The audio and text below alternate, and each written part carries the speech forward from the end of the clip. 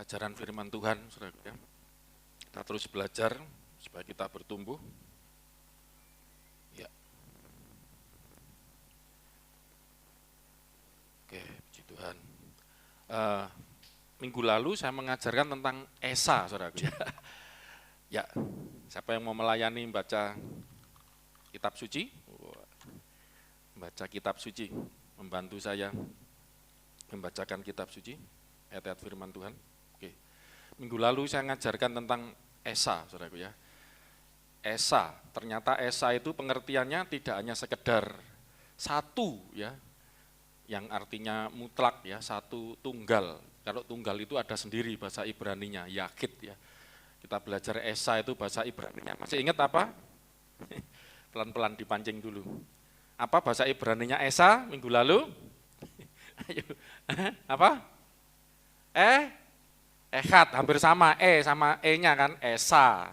Bahasa Ibraninya Echad ya. ECH tulisnya, AD, Echad. Ternyata artinya Esa atau Echad itu bukan satu angka ya. Kita udah tunjukkan Echad itu tentang ada 3 dari kamus ya, kamus Inggris Yunani.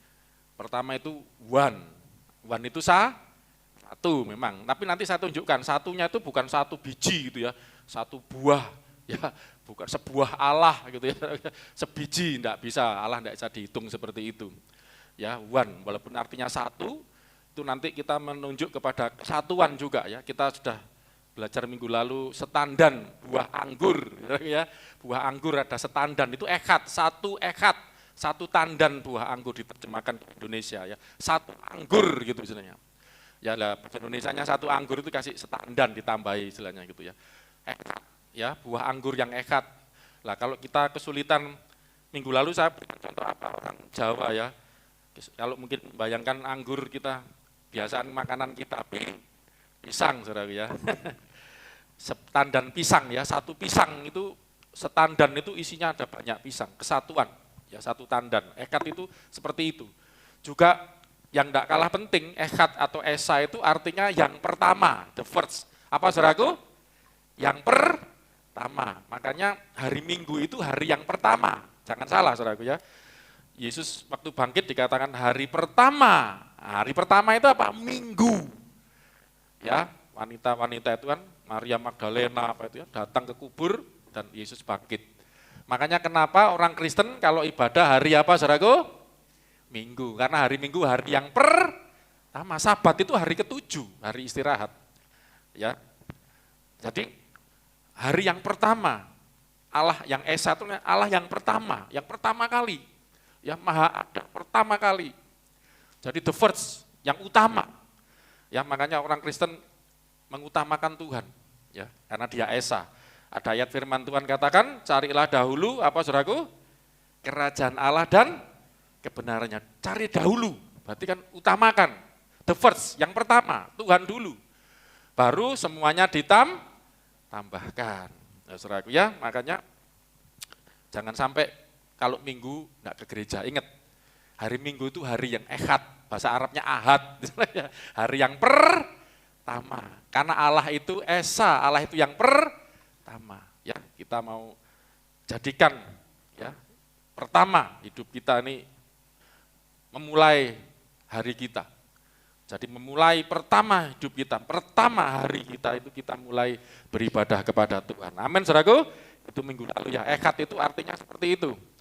Dan ternyata juga Allah itu bahasa Ibraninya Elohim itu artinya jamak ya. Jamak. Elohim itu jamak, tetapi kata ini gini. Mas juga mana nih ke belakang. Ternyata kata Elohim atau Allah itu maknanya jamak, bersifat jamak. Jamak itu banyak gitu saudaraku ya. Tetapi kata kerjanya itu untuk satu orang, tunggal saudaraku ya. Uniknya di situ. Sudah saya tuliskan grup. Saya sudah kasih di grup ayat-ayatnya ya. Saya sudah berusaha melayani sebaik mungkin. Hari Minggu saya khotbah, bahkan yang tidak bisa datang Minggu di online, saya kasih WA grup ayat-ayat juga. Kalau sampai tetap tidak digunakan kesempatan ini untuk beribadah kepada Tuhan, bersekutu dengan Tuhan, bukan salah saya, ya. Itu tanggung jawab kita masing-masing, saudaraku ya. Makanya kita sudah berikan yang terbaik. Bagaimana tinggal Anda nanti melaksanakannya. Oke, di WA Group itu saya tunjukkan kata satu, kemarin tidak sempat saya kasihkan contoh ya. Kejadian 1 ayat 8 tentang penciptaan hari kedua. Tentang penciptaan ini loh, laut dan darat, 9 dan 10. Ya toh. Ini hari ketiga, tetap masih hari kedua. Pokoknya ini tentang pemisahan. Ya setelah hari kedua, cakrawala ini berarti ketiga. Ayat 9, tolong dibaca. 9 dan 10 ya. Berfirmanlah Allah, hendaklah segala air yang di bawah langit berkumpul pada satu tempat, sehingga kelihatan yang kering, dan jadilah demikian. Hendaklah segala air yang di bawah langit. Jadi ada air di atas langit, ada air yang di bawah langit, dipisah dengan cakrawala, itu sudah kalau baca tentang penciptaan. Yang di bawah langit ini disuruh kumpul di satu tempat, apa kira-kira namanya? Sehingga yang lain kelihatan kering. Nah yang kering itu namanya apa saudaraku? Darat, yang air yang kumpul itu namanya laut. Satu tempat suruh ngumpul. Saudara bisa, satu ini ehad bahasa Ibraninya. Bisa ngitung laut? Bisa enggak ngitung laut? Ada berapa laut? Satu biji, sebuah laut, 2 laut, 3 laut, enggak bisa kan? Makanya ehad itu tidak seperti, esa itu tidak seperti yang dibayangkan saudara seberang kita. Makanya saudara, satu tempat berkumpul, laut. Coba kalau kita pikirkan, laut itu ada berapa yang belajar apa IPS itu ya? IPS apa IPA itu? Apa saja nama laut? Laut merah dia kita. Yang peta, yang banyak laut itu ya. Apa? Laut Cina Selatan itu ada ya, laut Antartik, samudra yang sampai samudra yang besar itu ya. Atlantik, Samudra Pasifik. Saudara, ada banyak nama laut. Yang kalau besar sampai samudra namanya, itu kan laut, air yang kumpul itu. Nah, ada banyak laut. Tapi cuman berapa esensi laut itu. Lah ini supaya mulai ngerti tentang istilah esensi atau substansi laut itu ada berapa sebetulnya. Ngerti enggak maksud saya? Jadi lautnya di Samudra Pasifik itu ya di Amerika, Hawaii itu saudaraku ya. Ya, terus yang samudra itu Pasifik ya. Atlantik ya. Oh, Pasifik bener Hawaii itu ya. Atlantik, pokoknya laut lah, saya sudah enggak sekolah lama ya. Air yang di Samudra Pasifik, air di Samudra Atlantik, di Laut Cina Selatan, laut di situ sama enggak? Diambil kok beda airnya. Lautnya itu loh sama enggak? Sama. Cuman beda nama dan beda tempat. Kira-kira gitu loh saudara. Itu esa itu gitu ya. Nah, dengan saya mengajar begini, paling enggak Anda mulai terbuka tentang Allah Tritunggal. Saya memang enggak kasih judul Tritunggal terlalu umum gitu ya. Hari ini saya ingin ngajar tentang, kalau minggu lalu itu kejamaan ya dalam keesaan Allah. Nah, kalau sekarang saya buat ketiganya yang esa, jadi lebih menukik ya. Karena kalau jamak itu kan banyak itu udah berapa gitu, dan masalahnya kalau kita bicara Allah, kita perlu batasi nanti ya saudara. Kalau jamak itu berapa, jadi politeisme ya. Makanya kenapa ada istilah Tritunggal. Saya mau jelaskan gini dulu saudara. Memang di Alkitab istilah Tritunggal enggak ada. Enggak ada. Tes. Itu buatan siapa? Buatan orang-orang Kristen ya, bapak-bapak gereja. Oh enggak, saudaraku. Ya. Tritunggal itu walaupun di Alkitab istilahnya tidak ada. Ini kok gini Mas juga? Kok goyang lagi ini? Tes, enggak ya? Jadi walaupun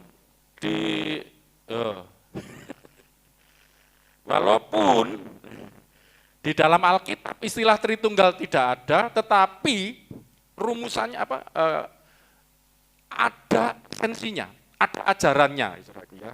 Nanti saya akan tunjukkan. Sebetulnya bukan hanya Tritunggal, semua agama, saya mau tunjukkan saudara, semua agama itu juga seperti itu. Ya, tadi nyanyi kok enggak apa-apa ya. Waktu ngomong goyang. Jadi semua agama hampir sama, saudara. Cari, ya coba saudara Muslim, tauhid. Itu di Al-Quran enggak ada, tauhid, istilah tauhid enggak ada, cari enggak ada. Rukun Islam enggak ada, tetapi kan ajarannya ada, satu apa, dua ada gitu, apa itu loh. Tritunggal juga gitu, ya. Walaupun enggak ada istilah tulisan itu di Alkitab, tetapi ajarannya ada. Dari mana? Kita lihat sama-sama. Hari ini saya memberikan judul tema ketiganya yang esa. Memang harus dikonsepkan, dirumuskan, Tritunggal. Kalau enggak nanti melebar kemana-mana kan Elohim itu juga Allah, Ibrani Elohim itu artinya banyak. Ya banyak itu berapa? Saudara ya. Tapi esa. Ketiganya yang esa. Katakan sama-sama 1, 2, 3. Ketiganya yang esa. Kita lihat 1 Yohanes. Jadi ini bukan karangan orang Kristen, ini katanya Alkitab dan ajaran Yesus. Kita lihat ketiganya, 1 Yohanes 5 ayat 7. Coba. Ini sudah enggak apa-apa ini. Nanti kalau rewel aja. Ini soalnya suaranya kurang bagus ini yang ini ya. Ini dulu aja, nanti kalau rewel aja. Oke ya. 1 Yohanes 5 ayat 7. Sebab ada 3 yang memberi kesaksian. Ada 3 yang Memberi kesaksian. Ya, Alkitab katakan ada 3. Silakan. Di dalam sorga, Bapa, Firman dan Roh Kudus, dan ketiganya adalah satu. Ada 3 yang memberi kesaksian di dalam sorga. Yaitu siapa? Bapa, Firman, dan Roh Kudus. Dan ketiganya adalah satu, bukan ajaran saya, bukan ngawur, Alkitab yang ngomong. Ya, tulisannya Rasul Yohanes. Memang kalau yang belajar bibliologi akan mengkritik ini, ayat ini ada kurungnya itu, saudaraku, kurung ya. Itu nanti sampai bawah. Itu sebenarnya disebut doksologi ya. Jadi gini, wah kalau menjelaskan ini panjang ya, ada banyak yang enggak mau ngambil ayat ini gitu loh. Karena itu dianggap tambahan. Jadi ada kurung itu gini, gampangannya gini ceritanya. Itu bukan, jadi gini, Alkitab kita ini aslinya enggak ada, ini saudara, gampangannya gitu ya. Itu semua salinan. Ya kita fair aja, semua agama cari aslinya, ayo mau Al-Quran, mau Tripitaka, mau apa itu. Buktikan aslinya, itu ribuan tahun ya rusak, belum ada mesin cetak. Semua salinan, bahkan saudara kalau tahu, pernah baca Aristoteles, Plato, itu tulisan-tulisan, itu salinan semua. Yang luar biasa, dengar baik-baik. Semua salinan itu saudaraku tidak ada yang mengalahkan Alkitab. Salinan itu cuma 2 atau 3, itu pun banyak yang beberapa rusak. Dan melalui metodologi tertentu, teks itu ya, yang rusak-rusak itu dikontekskan akhirnya bisa diartikan. Gitu. Alkitab, saudara dengar baik-baik, perjanjian baru saja ya, itu ada 5.000 salinan, saudara bayang, 5.000. Jadi Yohanes itu ada 5.000 gitu loh. Matius ada yang cuman Yohanes saja, ada yang Matius, Markus, Lukas, Yohanes, ada yang lengkap itu namanya kodeks namanya. Ada yang cuman inilah, itu 5.000. Bayangin. Dan yang uniknya juga gini, ada yang di salinan satu ada, tempat lain enggak ada lah. Seperti ini, kurung itu di tempat lain enggak ada, di satunya ada. Nah, gitu loh, dikritik ini ditambah-tambahin gitu loh. Enggak. Ya. Jadi ini namanya menyalin, saudaraku ya. Itu di dalam menyalin itu macam-macam penyalin itu, saudaraku. Jadi gini gampangannya, saya buat gampang aja ya, saya terlalu rumit ya, saya khotbah. Atau saya membaca, kalau dulu tuh gini, surat-surat para rasul itu dibacakan, ya kan zaman dulu kan enggak seperti sekarang, saudara. Fotokopi kan ya, pulang bawa enggak bisa. Mereka dengernya, nyatet, kira-kira gitu loh. Ada yang juru tulis, ada orang yang memang, lah kalau yang juru tulis ini hasilnya mesti lebih bagus, karena ahli dia, ahli tulis dia. Lah makanya nanti ditemukan itu macam-macam gitu loh, saudara ya. Lah salah satunya seperti ini. Jadi ada 2 kemungkinan, ini ada yang mungkin nyatetnya lengkap, ada yang nyatetnya enggak lengkap. Buntung ini nyatet ini, waduh, lengkap enggak catatannya Buntung? Sama yang lainnya lebih lengkap mana gitu loh. Kira-kira begitu. Yang kedua, ada juga kemungkinan ini catatan kaki, penjelasan. Jadi waktu dengar, oh maksudnya itu. Dan ini yang nulis jemaat mula-mula loh, saudara, bukan orang lain. Orang yang langsung mendengar, menyalin, karena cuma 1 surat Rasul Yohanes itu disalin dan terus disalin terus. Gampang ya kira-kira. Jadi enggak usah khawatir, pasti ini benar. Amin saudaraku. Ya, dan ini disalin jemaat mula-mula ngerti ini ada 3 yang memberi kesaksian. Loh, di surga itu Bapa, Firman dan Roh. Kira-kira begitu. Kita soalnya muncul seperti ini mulai zaman modern ya. Orang-orang merasa pinter itu ya, kaum liberalisme itu. Mereka mulai mengkritik Alkitab. Wah, mulai muncul terus dipakai saudara seberang. Alkitab ditambah-tambah dikurang. Enggak ngerti mula bukae, enggak ngerti apa asbabul nuzulnya. Ceritanya kenapa bisa ada di sini ada kan ada 5.000. Ya. Nah, ini para murid itu oh maksudnya itu, karena dia dengar sendiri, dijelaskan sendiri loh, kan surat kan dijelaskan waktu dibaca, kira-kira begitu ya. Tapi kalaupun ada enggak mau ini, kita punya banyak ayat gitu loh, kira-kira gitu. Cuman saya mau tunjukkan kalau ada orang itu yang ngeyel gitu ya, model ngeyel gitu ya. Saudara, catatan-catatan yang saya berikan di WA Group jangan sampai hilang ya. Kalau satu kali Anda ketemu orang mau tanya, ya jelasin ada apa kerpeannya kan. Kalau Anda enggak bisa jelaskan gampang, buka aja, baca sendiri. Kan lumayan saudara ya, bisa jadi berkat gitu ya. Oke, ada ayat yang lain, ini malah ajarannya Yesus sendiri. Matius 28 ayat terkenal ya, ayat 19. Matius 28 ayat 19, silakan dibaca. Tritunggal, 3 tapi Esa 1. Ketiganya yang Esa. Tadi ayat tadi ya, Bapa, Firman dan Roh, dan ketiganya adalah 1, Esa, itu dulu. Terus, karena itu pergilah, jadikanlah semua bangsa muridku, dan baptislah mereka dalam nama Bapa dan Anak dan Roh Kudus. Saya pernah jelasin sedikit ini ya, nanti tidak terlalu panjang, saya mau jelasin di kata nama di situ. Nama di situ dari bahasa Yunani ya, baptislah mereka, baptisontes aftos, mereka onoma, masuk ke dalam gitu ya. Onoma itu satu nama artinya. Jadi kalau terjemahan yang mau lebih, kalau saudara mau ngerti terjemahan yang apa ya supaya lebih ngerti maksudnya. Jadi baptis karena mereka masuk is itu menuju ke dalam ya. Onoma nama yang tunggal. Kalau jamak itu onomata, itu jelas, saudara. Bahasa Yunani itu enggak bisa keliru, enggak mungkin keliru. Setiap kata itu ada apa ya, sandangannya. Kalau tunggal itu itu aja subjek ya, Kalau jamak kayak gitu, saudara. Enggak mungkin keliru, ya. Oh ini keliru, salinan enggak mungkin. Bahasa Yunani itu enggak segampang itu, enggak seasal nulis ya.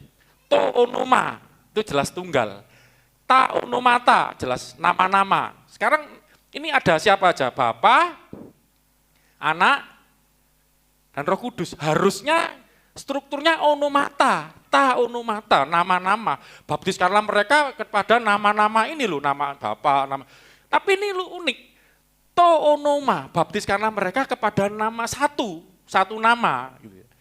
Jadi kalau mau dibuat terjemahan, baptislah mereka dalam satu nama.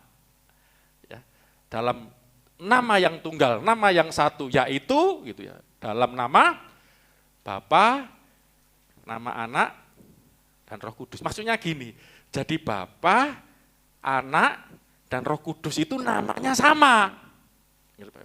Namanya satu. Nah, nama itu nanti akan ada lebih lanjut ya. Jangan dibayangkan seperti biasa. Bahasa Indonesia, saya suruh Mas juga ngecek juga kan, ada 3 di bahasa Indonesia ya. Kamus, nama itu panggilan.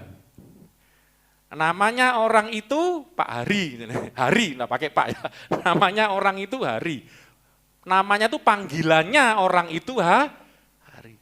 Yang punya kucing, namanya kucing itu Mickey Mouse. Mickey Mouse kok kucing? Tikus ya. Apa? Jerry, Tom and Jerry itu ya. Namanya, berarti panggilannya kucing itu Tom. Oh ya, Jerry itu yang kucing ya. Tom. Tikus, sorry. Tom itu kucing ya. Dulu zaman saya dulu diajarin jangan ajarin anaknya nonton Tom and Jerry, itu kan bertengkar terus ya, kucing sama tikus. Nanti sama saudara sering bertengkar, enggak tahu lah bener apa enggak. Terlalu rumit. Ya, jadi panggilan, Nama itu artinya pertama panggilan. Kepada seseorang, kepada binatang pun kasih nama ya jadi panggilan. Yang kedua itu gelar lah, jangan keliru juga, ini sebutan. Ya.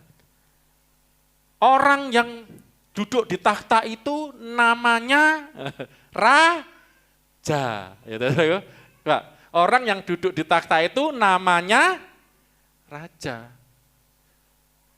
Ya toh, nama orang yang duduk di takhta itu raja, maksudnya sebutan atau gelar.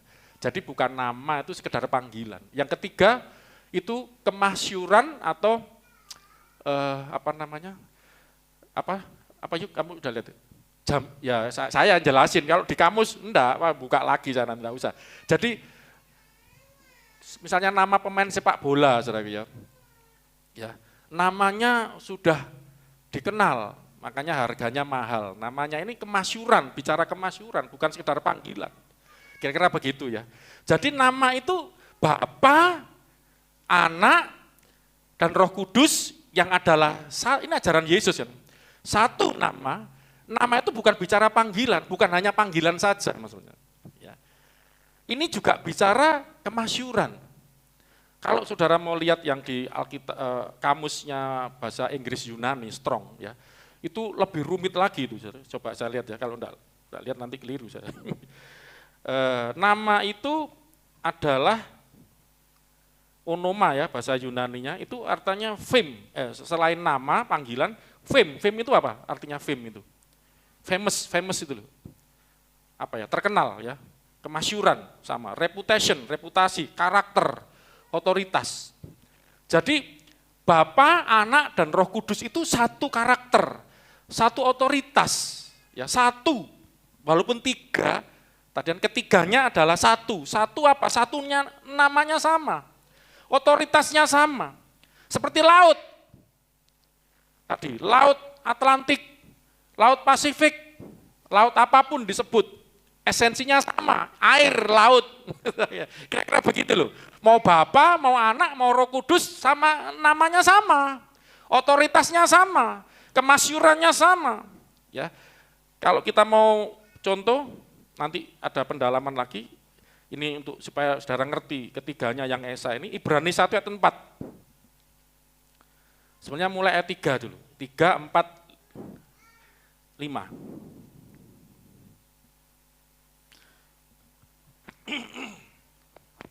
Supaya ngerti satunya itu apa. Ya, kita sudah belajar minggu lalu tentang Esa, itu sudah cukup. Esa itu ternyata bukan satu buah, sebiji, oh enggak. Ternyata ketiganya yang Esa. Esa itu maknanya kesatuan juga.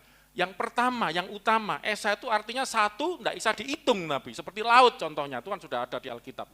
Ya, kumpul air berkumpul satu tempat, kan enggak bisa dihitung itu berapa jumlah laut. Ya buktinya laut kan banyak, tapi kan tetap satu tempat itu, satu tempat yang namanya laut. Oke, baca ini, Yesus, ini tentang Yesus ya. Ia adalah cahaya kemuliaan Allah. Yesus adalah cahaya kemuliaan Allah. Dan gambar wujud Allah. Dia gambar wujud, saya tidak jelaskan yang ini, nanti terlalu panjang.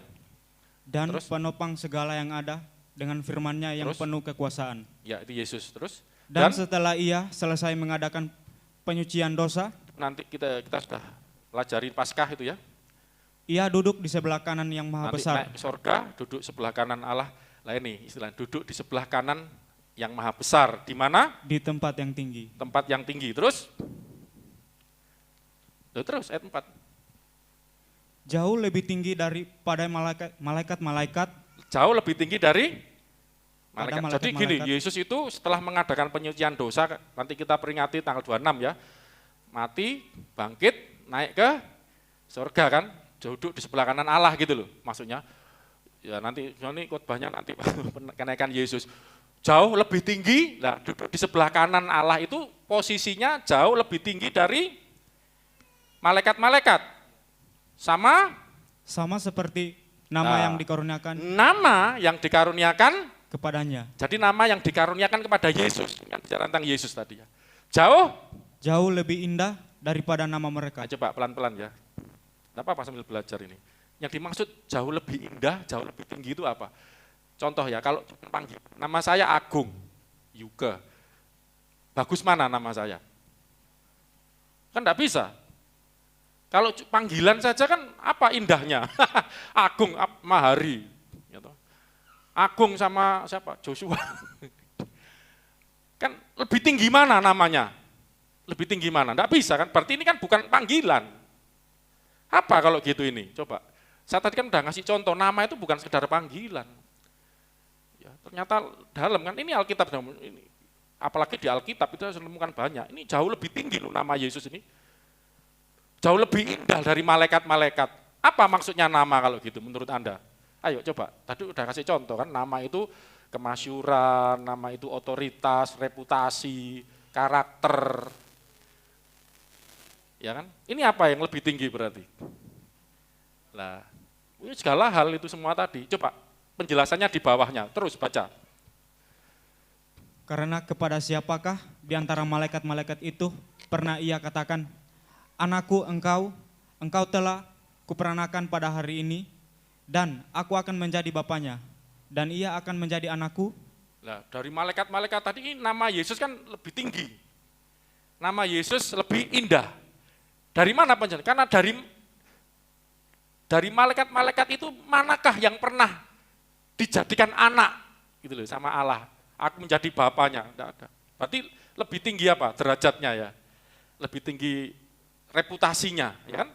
Malaikat-malaikat walaupun disebut anak-anak Allah dalam arti jamak, ini nanti tunggal ini pengertian. Nanti lain kali kita bahas anak Allah artinya jamak sama tunggal. Tapi pada siapa malaikat-malaikat Tuhan Yahweh Bapa pernah ngomong, aku bapamu, engkau anakku, lebih tinggi kan. Terus 6. Dan ketika ia membawa pula Iya, anaknya. ini Bapa, Allah Bapa Yahweh ya, membawa pula, jangan pulang, pula. Bawa pulang. Membawa pula. Nah, bawa pula apa? Anaknya yang sulung ke dunia. Jadi Bapak membawa anak yang sulung ke dunia. Ia berkata. Bapak berkata apa? Semua malaikat Allah harus menyembah dia. Semua malaikat Allah harus menyembah dia. Berarti kan lebih tinggi, lebih indah, karena malaikat harus menyembah. Berarti lebih apa ini? Derajatnya kan lebih, makanya nama itu enggak bisa nama yang lebih tinggi dari malaikat-malaikat, lebih indah. Ini penjelasannya, di bawahnya udah kelihatan ini. Suruh nyembah, suruh baca lagi terus. Ya kan, berarti ngerti ya. Makanya namanya Yesus, namanya Bapa, namanya Roh Kudus itu sama dan satu. Otoritasnya sama, makanya Yesus ngomong aku dan Bapa satu. Sama, satu. Ya, ayo kita perdalam lagi. Saya harap bisa dicerna. Ini sarapan pagi-pagi sudah bukan bubur ini, bubur ayam ini makan apa ya? Keras ini. Tapi saya percaya jemaat di sini belajar ya, makan makanan yang keras ya, jangan bukan dengan firman yang cuma mengenakkan telinga, menyenangkan telinga, tapi mau belajar. Haleluya. Nah, kita akan lihat sekarang, kita perdalam. Lebih ketiganya Esa tadi ya. Jadi walaupun disebut tiga tetapi Esa. Walaupun disebut tiga tetapi satu, enggak apa-apa. Satu pengertiannya bukan satu seperti saudara seberang yang nganggap itu, ono Bapa, enggak. Bapa, Anak, Roh Kudus, satu nama, satu otoritas, satu kemasyuran, satu derajat, kira-kira gitu ya, pakai bahasa aja. Kita lihat, sekarang kita belajar penghuni sorga. Mazmur 89 ayat 6.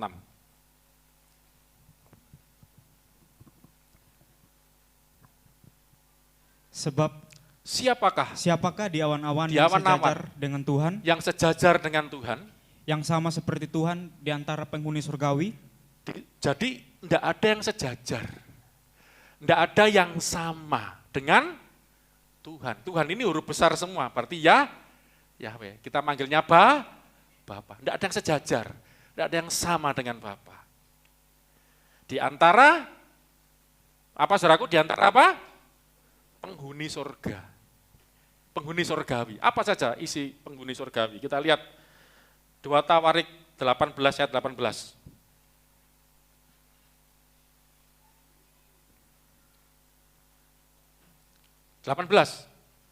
Dua Tawarik 18 ayat 18. 18. 2 Tawarik. Wih, malah 1. 18.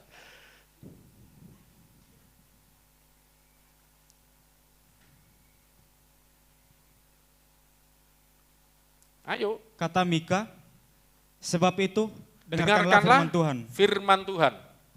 Aku telah melihat Tuhan. Aku melayang, melihat. Iya melihat. Aku telah melihat Tuhan. Gak terima. Aku dengar kok melayang, apa telinga saya ini. Aku telah Melihat Tuhan. kapan-kapan Cindy, ya. Ya. Apa. Aku telah melihat Tuhan. Tuhan atau Yahweh, huruf besar semua kan, sedang duduk di atas taktanya dan segenap tentara sorga berdiri di sebelah kanannya. Segenap tentara sorga ini yang dimaksud apa, saudaraku? Malaikat kan? Berdiri di mana? Sebelah kanannya. Sebelah kanannya dan di sebelah kirinya. Sebelah kirinya. Saya mau tanya, kita kan sering dengar istilah Yesus duduk di sebelah kanan, di sebelah kanan Allah ada Yesus. Ada malaikat lagi. Ini kan berarti istilah ini bukan berbicara posisi duduk ya. Ruwet nanti, enggak. Makanya saya pernah tunjukkan kan, barang siapa menangku dudukkan di atas takhtaku, sebagaimana aku duduk di atas takhta Bapakku, Yesus ngomong. Kan satu takhta diduduki orang banyak. Itu kan istilah, ya, otoritas kuasa. Ini kalau ini bicara bahwa penghuni sorga itu ada Bapa dan bala tentara malaikat, tentara surga sebelah kanan kirinya, menyertai Bapa. Tetapi ayat di atas tadi tidak ada yang sama, sejajar. Lah masalahnya yang jadi masalah, Yesus itu ngomong, aku dan Bapa satu, itu mencak-mencal, itu Yohanes 10 ayat 30, gampang hafalnya.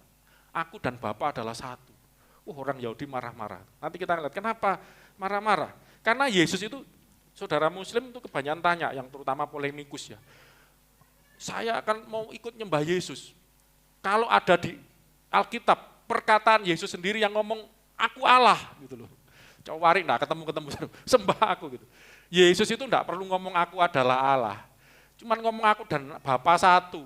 Aku duduk di sebelah kanan itu udah mencak-mencak. Coba, karena pemikiran orang sekarang nggak mudeng ya, pemikiran Alkitab zaman itu. Kita lihat apa yang terjadi ketika Yesus mau disalib. Markus pasal berapa itu ya? Markus pasal 14 ayatnya, ntar saya cari dulu. Markus 14 ayat yang ketika mau disalib itu ya. Cari aja. Markus 14 ayatnya yang Markus 14 ayat yang ketika mau disalib 53 enggak salah.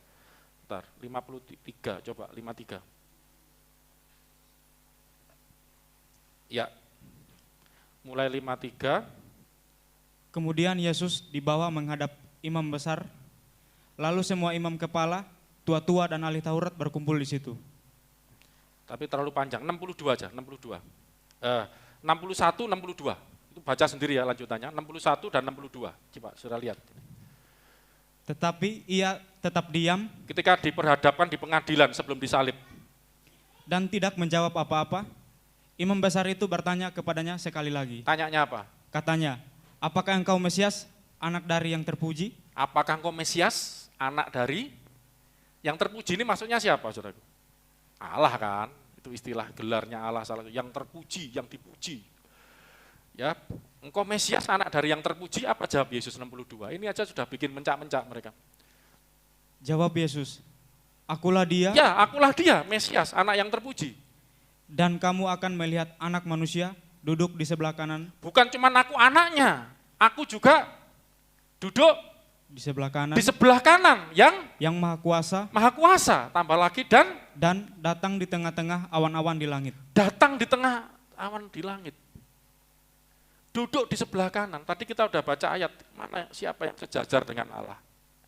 Makanya istilah duduk di sebelah kanan Allah itu artinya sejajar, sederajat. Malaikat tidak sederajat. Tidak sejajar dengan Allah. Tapi Yesus ini, makanya kenapa orang Yahudi marah-marah. Kamu siapa? Kenapa kamu menyamakan diri dengan Allah? Itu bisa kita lihat Yohanes 10 ayat 33. Coba. Kok di catatan enggak ada saya? Perasaan sudah saya taruh semua. Saking banyak catatan mumet dah saya. Ini dibaca ini. Jawab orang-orang Yahudi itu, bukan karena suatu pekerjaan baik maka kami mau melempari engkau. melainkan karena engkau menghujat Allah. Sebelum disalib itu berapa kali Yesus mau dilempari, marah orang Yahudi, tidak terima dengan ajaran Yesus. Ya, saudara Muslim kan tanya, ini ajarannya Ahmad Dedat sama si Zakir Naik ya, munafik gitu. Ngomongnya kalau Yesus ngomong aku Allah, aku mau sembah dia gitu, ikut nyembah. Orang Kristen tidak perlu nyembah Yesus, karena Yesus tidak pernah ngomong aku Allah. Tidak perlu ngomong aku Allah, ngomong begini aja udah, wah itu rame banget itu. Ya, kami melempari batu karena bukan kau berbuat baik, melainkan, coba ngomong apa? Melainkan karena engkau menghujat Allah dan karena engkau sekalipun hanya seorang manusia saja menyamakan dirimu dengan Allah. Engkau menghujat Allah. Engkau manusia kok menyamakan dirimu dengan Allah. Enggak usah ngomong aku Allah. Ini gara-gara ngomong apa? Ayat 34, 35, coba. Kata Yesus kepada mereka, tidakkah ada tertulis dalam kitab Taurat kamu, aku telah berfirman, kamu adalah Allah. 35, ini enggak usah saya jelas ini. Jikalau mereka kepada siapa firman itu disampaikan, disebut Allah, sedang kitab suci tidak dapat dibatalkan. 36, lah ini Yesus ngomong apa? Masihkah kamu berkata kepada dia yang dikuduskan oleh Bapa dan yang telah diutusnya ke dalam dunia, engkau menghujat Allah karena aku telah berkata, aku anak Allah? Jadi Yesus dianggap menghujat Allah karena Yesus berkata apa? Aku anak Allah. Cari ngomong aku Allah enggak ada. Allah kok daging. Aku anak Allah, God in the flesh, Allah dalam wujud manusia. Istilah anak Allah itu artinya gitu. Kita udah pernah belajar ya, belum mendetil lah ya. Anak Allah itu adalah istilah, gelar, ungkapan. Istilah ya, gelar sebagai Allah dalam manusia. Ini ayatnya, kamu kok menyamakan dengan Allah? Padahal memang tidak ada yang setara dengan Allah. Jadi satu nama itu seperti itu, saudaraku. Ya. Dan kita akan lihat, kalau melihat wujud Yesus, orang akan bertanya, seperti saudara seberang kita selalu gagal paham. Yesus kok disembah? Manusia kok disembah? Mumet dah sih, gak mudeng-mudeng. Ya, karena yang dilihat daging, makanya Yesus enggak pernah ngomong aku Allah, aku anak Allah. Ya, Allah di dalam daging. Kita akan lihat sekarang di sorga itu, kita lebih masuk ya, tentang penghuni sorga. Di sorga itu kalau gitu yang pertama ada siapa tadi? Allah, yang kedua malaikat. Oke ya, malaikat enggak usah kita bahas, kita sedang bahas Allah. Di Alkitab juga nyebut di surga ada siapa? Coba. Supaya kita ngerti artinya satu, ketiganya yang esa. Tadi ada Bapa, ada Firman, ada Roh Kudus, ketiganya satu. Kita lihat Mazmur 119 ayat 89. Minggu depan apa? Kamu ya, Cindy ya? Baca ya. Wah, mumpung ingat. Soalnya kalau enggak disuruh antri tunggu-tungguan itu. Mazmur 119 ayat 89.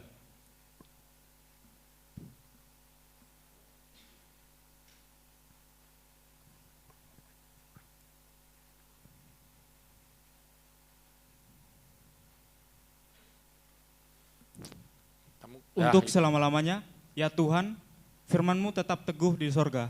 Firman-Mu tetap teguh di mana? Jadi di surga itu ada firman. Oh iya, Mas Ragu. Makanya enggak tadi penyalin jemaat mula-mula menyalin ada 3 yang memberi kesaksian, ya kan? Itu kan yang mengkritikan polemikus orang yang anti Kristen. Itu tambahan itu. Walaupun enggak pakai ayat ini sudah jelaskan di surga ada firman. Tadi lo ayat tadi lo, 1 Yohanes berapa tadi? Ada 3 yang memberi kesaksian di surga, yaitu Bapa, Firman dan Roh Kudus. Saya mau tunjukkan ayatnya, inilah firman itu ada di surga. Dan firman itu ada di surga, nanti kalau gitu bukan cuma firman, di surga ada roh. Ini dulu lagi. Mana ya? Catatan saking banyaknya nih, kelenger saya. Roh Kudus ada di surga juga. Ini Roh Kudus ini malah ini agak rumit ini. Tapi bagus ini. Coba Wahyu pasal 4 ayat 2 sampai 3, terus lompat ayat 5 biar cepat. Silakan dibaca. Segera aku dikuasai oleh roh dan lihatlah. Ini penglihatan Rasul Yohanes.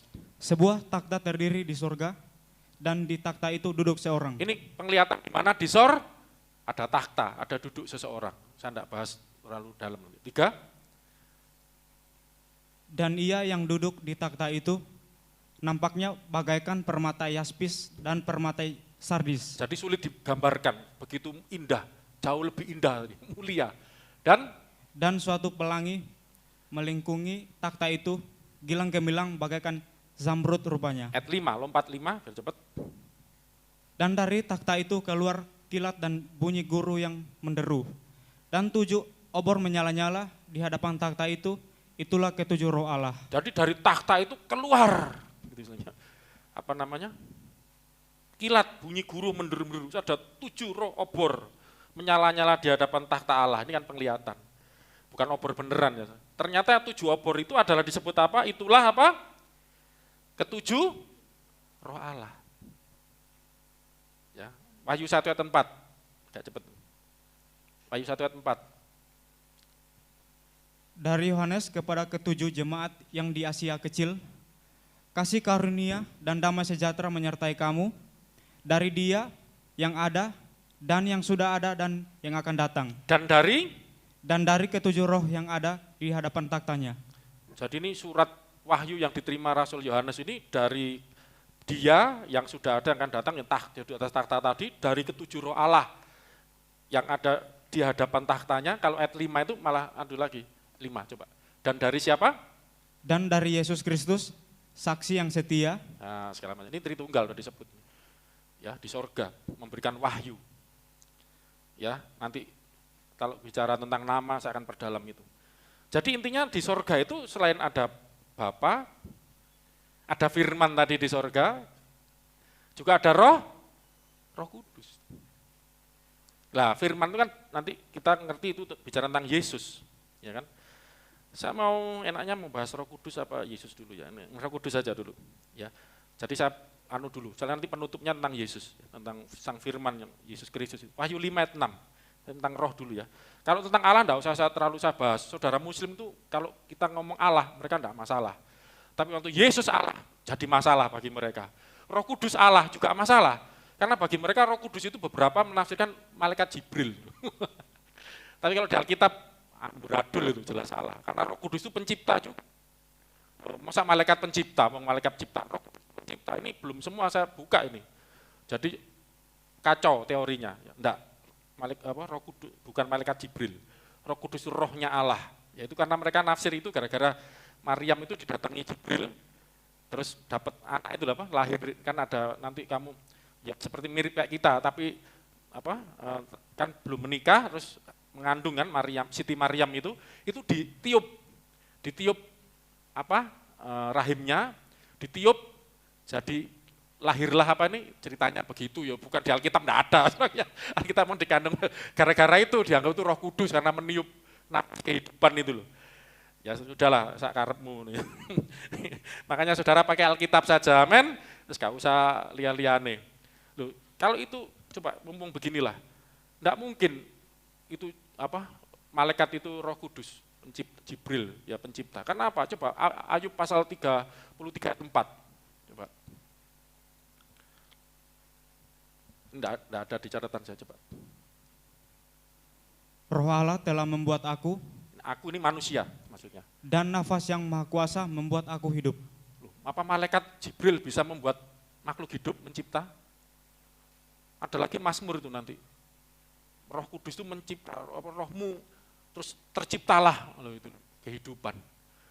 Berarti bukan Jibril, ngerti enggak? Ini supaya mementahkan, ini belajar pinter lah saudara. Kalau ada orang ngeyel ngomong kasih ayat gini, wong Roh Kudus itu pencipta kok. Makanya orang Kristen percaya Roh Kudus itu juga Allah. Satu nama. Bapa itu Allah, Anak itu Allah, Roh Kudus itu Allah. Satu Allah. Amin. Walaupun Bapa, Anak, satu Allah. Ya kan? Disembah juga kan anak itu. Nah, gitu loh saudaraku. Makanya beda konsepnya sudah, enggak masuk. Saya tadi ngomong Wahyu 5 ayat 6. Saya akan lebih dalam tentang Roh Kudus. Ayo waktu cepat. Maka aku melihat di tengah-tengah takhta dan keempat makhluk itu. Ini makhluk surgawi, kerubim, saya jelaskan nanti malam lebar. Dan di tengah-tengah tua-tua itu berdiri seekor anak domba seperti telah disembelih. Jadi kelihatan di surga ada takhta, ada 7 roh Allah tadi ya, obor menyalanya itu 7 roh Allah, terus di sekelilingnya itu ada 24 tua-tua itu gambaran gereja. Terus ada juga apa ini namanya 4 makhluk ya, makhluk kerubim surgawi. Terus yaitu enggak usah saya bahas itu nanti rumit ya. Terus tapi juga ini yang penting, ada berdiri seekor anak domba yang seperti telah disembelih. Nanti bedanya gini, itu ada 24 apa namanya tua-tua sekeliling takhta. Terus ada 4 makhluk. Loh itu berarti Tuhan baca. Jangan keliru. Mereka nanti kalau baca terus, mereka melempar tahtanya sujud menyembah. Nyembah siapa? Nah, itu nanti di ayat ini baca anak domba itu disembah. Ya. Jadi jangan keliru. Makanya kalau membaca itu harus lengkap. Alkitab itu tidak bisa dipotong-potong. Cuman saya kalau baca semua habis waktunya. Berdiri seekor anak domba seperti telah disembelih. Saya coba, saudara, ini apakah harafiah? Berarti di surga ada wedhus, ya orang zaman wedhus, tengkleng, habis mau disembelih. Kan enggak. Gitu. Ini gambaran Yesus yang telah mati di kayu salib. Ya toh, nanti tanggal 26 saya akan menjelaskan itu. Itu gambaran Kristus yang setelah disembelih, yang mengorbankan dirinya sebagai korban penebus dosa. Dombanya ini digambarkan bertanduk 7. Nah, saudara bisa bayangkan, tidak usah terlalu dibayangkan, bertanduk 7 dan bermata 7. Bermata 7. Itulah ketujuh roh Allah dan yang diutus ke seluruh bumi. Itulah ketujuh roh Allah. Loh ya apa saudara? Tadi di depan takhta Allah ada obor 7. 7 itu roh Allah. Terus di dalam dirinya siapa? Anak domba ada tanduk 7, ada mata 7 itu roh Allah juga. Loh ya apa? Makanya enggak bisa dipengerti secara harafiah. Saya ingatkan sekali lagi, Alkitab berkata, Yesus berkata, Allah itu roh. Barang siapa menyembah dia, menyembah dalam roh dan kebenaran. Allah itu roh. Kalau menyembah, beribadah, bersekutu dengan Allah, mengenal Allah, belajar tentang Allah, belajarlah di dalam roh. Tidak bisa dengan harafiah, tidak masuk. Nama tadi aja, tidak saya jauh-jauh, nama pakai, itu panggilan sebutan, tidak masuk. Wong Bapak, Anak, Roh Kudus kok namanya satu, wong 3 loh itu. Berarti Bapak, Anak, Roh Kudus itu bukan nama. Ada satu nama kan, ini 3, ini yang disebut hipostasis. Nanti tambah muntah gede lagi, itu lain kali. Penting ini dulu. Lah Roh Kudus ini ternyata di situ ada, di Yesus ada. Itu nanti apa? Di anak domba ini kan Yesus. Nanti saya buka ayat dikit-dikit nanti ngerti. Satu lagi tentang Roh Allah. Di sorga itu ada Roh Allah. Di takhta Allah, di dalam Kristus juga, di dalam tanduknya tadi itu, yang ada mata 7. Sakarya 4 ayat 10, cepat. Sakarya 4 ayat 10. Ayo.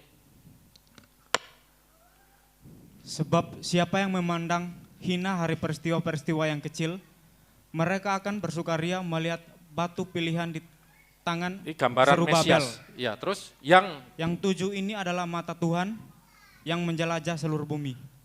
mata Tuhan menjelajah seluruh bumi. Tadi ada 7 roh. Ya toh? Jadi 7 roh ini adalah mata Tuhan yang menjelajah seluruh bumi. Untuk apa? 2 Tawarik 16 ayat 9.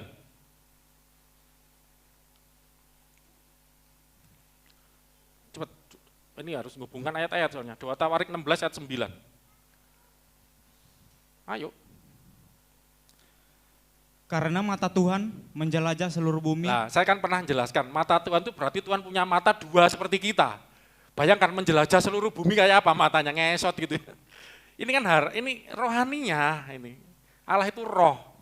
Belajar tentang dia harus secara roh, tak bisa. Mata Tuhan menjelajah seluruh bumi. Untuk apa? Ini saya senang ayat ini. Untuk melimpahkan kekuatannya. Melimpahkan kekuatannya kepada mereka yang bersungguh hati terhadap dia. Jadi mata Tuhan mengamat-amati seluruh bumi. Itu kalau mata seperti manusia 2 begini enggak mungkin. Saya pernah bercanda kan, kalau mata Allah itu digambarkan seperti manusia, di belakang enggak kelihatan berarti. Yang di kanan enggak kelihatan. Nah, gimana menjelajah seluruh bumi? Berarti ini enggak harafiah. Ternyata yang dimaksud mata Allah, ke-7 mata Allah itu adalah tadi balik Wahyu 5 ayat 6. Ini saudaraku. Wahyu 5 ayat 6. Maka aku melihat di tengah-tengah takhta, di tengah tempat makhluk, tengah waktu berdiri seekor anak domba seperti telah disembelih, bertanduk 7, bermata 7. Itulah ketujuh roh Allah yang diutus kemana? Seluruh bumi. Untuk apa? Menjelajah seluruh bumi untuk melihat. Orang yang bersungguh-sungguh. Saat ini mata Tuhan melihat Anda, roh Allah melihat Anda, mata Tuhan, roh Allah menjelajah. Melihat yang hatinya sungguh-sungguh.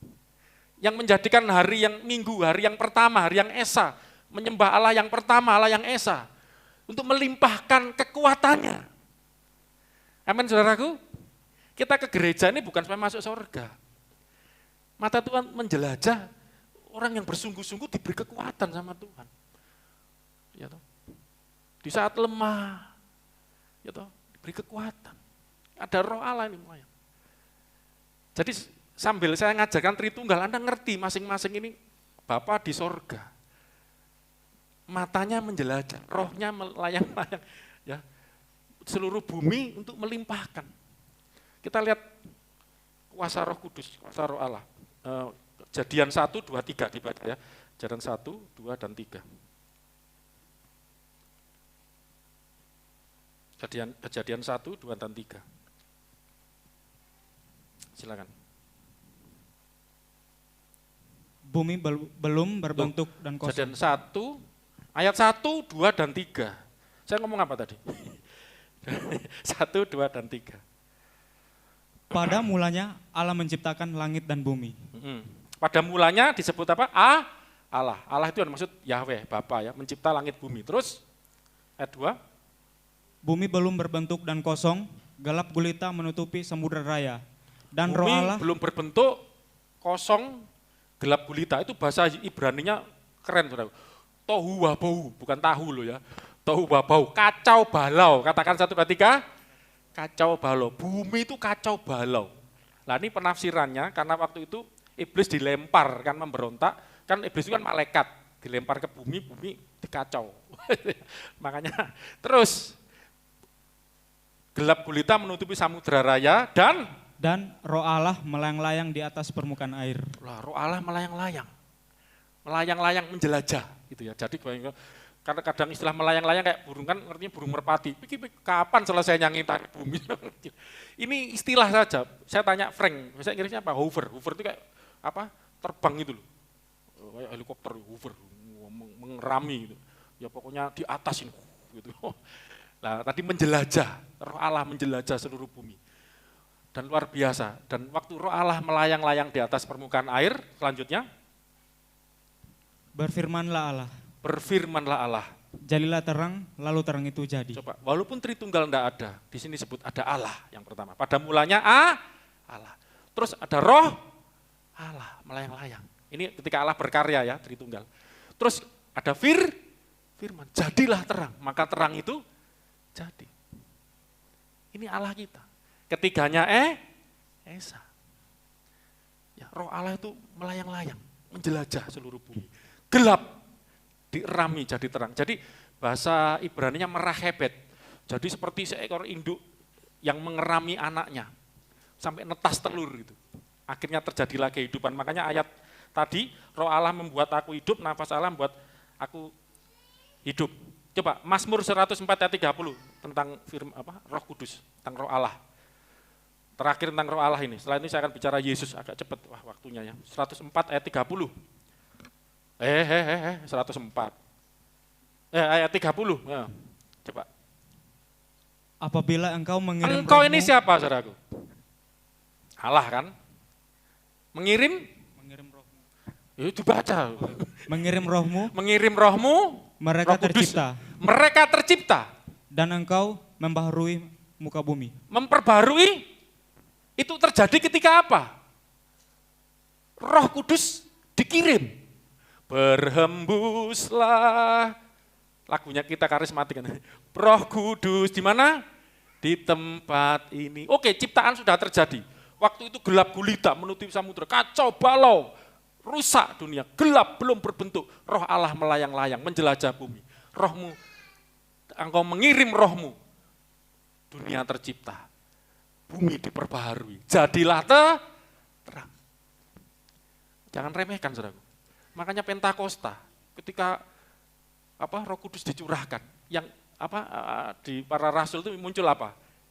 Lidah-lidah api kan, api, gambaran terang.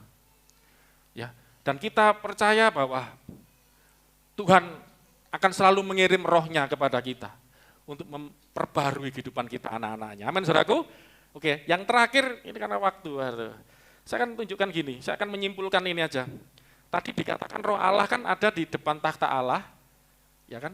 Roh Allah juga ada di mana namanya? Apa tadi itu? Di anak domba yang bertanduk 7 bermata 7. Itulah ketujuh roh Allah. Roh Allah itu di mana kalau gitu? Nah, kan kira-kira begitu. Kita akan simpulkan dan setelah itu kita tutup. Saya akan begini, saudara. Oke, judul tema kita ketiganya yang Esa. Ada 3 tapi 1. Ada Bapa, ada Firman, ada Roh Kudus. Ketiganya satu. Nah, sekarang kita akan melihat kesatuannya. Tadi kan diceritakan bagaimana Bapa di takhta Roh Allah itu kirim ke bumi untuk memperbaharui bumi, menjelajah bumi, untuk melihat anak-anaknya, memperbaharui muka bumi, untuk menciptakan kehidupan kembali. Kalau saudara nanti lihat di Yeskiel berapa itu, tulang kering dihidupkan, ada lagunya itu. Orang-orang yang putus asa. Mungkin Anda punya daging tapi hidupnya kayak tulang kering, kayak enggak putus asa. Ketika Roh Allah dikirim, dihembuskan. Itu ada kehidupan. Itu karya Roh Kudus. Ya toh, ada Bapa, ada Firman. Nah, Firman itu juga di sorga, tapi Firman itu juga berkarya. Yesaya 11:55 ayat yang 55 ayat 11 kita sering baca. Yesaya 55 ayat 11. Ya, Yesaya 55 ayat 11. Demikianlah firmanku yang keluar dari mulutku. Ya. Ia tidak akan kembali kepadaku dengan sia-sia. Firmanku yang keluar dari mulutku tidak akan kembali sia-sia. Tetapi ia akan melaksanakan apa yang kukehendaki dan akan berhasil dalam apa yang kusuruhkan kepadanya. Akan melaksanakan. Kun fayakun. Jadilah, maka jadi. Apa yang Tuhan firmankan, dia berfirman, maka semuanya jadi. Jangan main-main, saudara. Alkitab ini firman yang tertulis. Apa yang difirmankan pasti terjadi. Pegang. Makanya baca Alkitab itu jangan cuma dibaca lewat, jangan baca, pegang. Berfirman, ini firman Tuhan, jadi. Karena ini sudah keluar. Makanya kenapa firman itu juga disebut anak Allah, karena keluar. Nanti lain kali, firman itu adalah anak Allah. Kenapa firman itu disebut anak Allah juga? Keluar, melaksanakan, dan pasti terjadi. Coba perhatian baik, berarti firman itu saya sudah sering khotbah ini. Keluar dari Allah berarti sebelumnya firman itu ada di mana? Di dalam. Seperti yang Yesus katakan, Yohanes 8:42. Sampai apa lihat ini? Harus hafal ini. Yohanes 8:42. Kata Yesus kepada mereka, Jikalau Allah adalah Bapamu, kamu akan mengasihi aku. Kenapa? Sebab aku keluar dan datang dari Allah. Keluar dan datang. Datang ini bukan datang kayak gimana, berasal. Keluar itu keluarnya dari Bapa. Dari Allah. Yesus Sang Firman itu keluar dari Allah. Ya, makanya Yesus ngomong, firman Tuhan ngomong, ya. Firman 1 ayat 1. Yohanes 1 ayat 1 itu tentang firman. Yohanes 1 ayat 1, cepat. Prostonteon itu, saya pernah khotbah ini. Pada mulanya adalah firman, firman itu bersama-sama dengan Allah, dan firman itu adalah Allah. Allah ada di mana? Kita udah belajar yang pertama tadi. Allah ada di surga. Di surga kan? Terus firman itu juga tetap selama-lamanya di surga. Tepatnya di mana firman yang di surga itu? Di dalam diri Allah. Pada mulanya firman, firman itu bersama-sama dengan Allah, terjemahnya kurang tepat. Yang benar itu prostonteon, firman itu pada Allah, di dalam Allah, karena Allah itu tidak berwujud ya, fisik. Jadi di dalam itu mungkin enggak tepat ya. Makanya pada Allah, ada pada Allah, bersama Allah. Firman itu adalah Allah. Bapa Allah, firman juga Allah, Roh Kudus juga Allah. Itu ada ayat nanti buka panjang lagi. Nanti kita khusus bicara tentang satu nama itu. Inilah firman itu keluar dari Allah. Gitu. Makanya firman itu juga Allah karena keluar dari Allah, sehakikat dengan Allah. Terakhir tentang kesimpulan tentang Roh Kudus ya. Tadi kenapa ada di dalam di takhta Allah juga ada pada Yesus. Itu ayatnya dijelaskan Yesus di Yohanes 15 ayat berapa itu? 16, 26. Yohanes 15 ayat 26. Nah ini, ya saudaraku. Jikalau penghibur yang akan kuutus dari Bapa datang, Penghibur yang dimaksud adalah Roh Kudus. Yang yaitu roh akan kebenaran kuutus dari mana? dari Bapa, Bapa datang, yaitu roh kebenaran Roh kebenaran yang keluar dari Bapa. keluar dari Bapa. Kalau gitu yang keluar dari Bapa itu ada apa aja tadi? Firman. Yang kedua, Roh Kudus keluar dari Bapa. Makanya kenapa firman itu Allah, Roh Kudus itu Allah? Karena keluar dari Allah. Kenapa Joshua manusia? Karena keluar dari manusia juga. Ibunya manusia bukan? Ya kan? Kenapa kucing itu kucing? Anak kucing itu kucing, keluar dari kucing juga. Karena keluar dari Allah, disebut Allah juga. Itu loh, itu orang Kristen pengertiannya, beda konsepnya. Hanya ini, malaikat tidak keluar dari Allah, saudara dan saya tidak keluar dari Allah, saudara dan saya keluar dari ibunya masing-masing. Ibunya masing-masing keluar dari masing-masing, yang terakhir Adam dan Hawa, keluar dari mana? Tidak keluar dari mana? Diciptakan dari debu tanah. Semua diciptakan dari yang tidak ada menjadi ada. Tapi hanya firman roh yang keluar. Lah, makanya ini Roh Kudus, Roh kebenaran, penghibur yang kuutus dari Bapa.